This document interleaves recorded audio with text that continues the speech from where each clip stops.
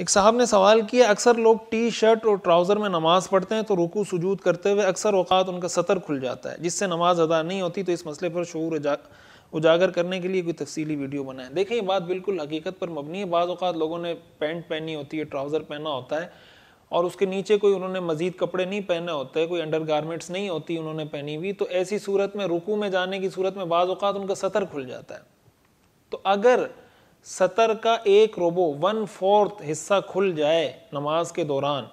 اور 1 رکن کے برابر کھلا رہے، یعنی 3 مرتبہ سبحان ربی العظیم یا 3 مرتبہ سبحان ربی الاعلیٰ کے بقدر وہ کھلا رہے، اور ظاہر ہے کہ اگر ایک آدمی رکوع میں ہے اور 1 ربع کے بقدر اس کا سطر کھل گیا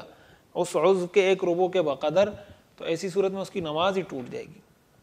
تو یہ بات بالکل واضح ہونی چاہیے کہ اس طرح نماز نہیں ہوگی آپ کی۔ اور اگر 1 ربع کے بقدر نہیں کھلا، تھوڑا سا سطر کھلا فوراً اس نے اوپر کر لیا، یا 1 ربع 1/4 کے بقدر کھل گیا تھا لیکن تھوڑی دیر ہی تھا، اس نے فوراً اس کو ٹھیک کر دیا، تو ایسی صورت میں نماز تو ہو جائے گی، لیکن ظاہر ہے کہ سطر کا کھلنا انسان کو اس میں اتنی احتیاط تو کم از کم کرنی چاہیے۔ آپ اس کے نیچے کچھ مزید کپڑے پہن لیں، کچھ ایسا کریں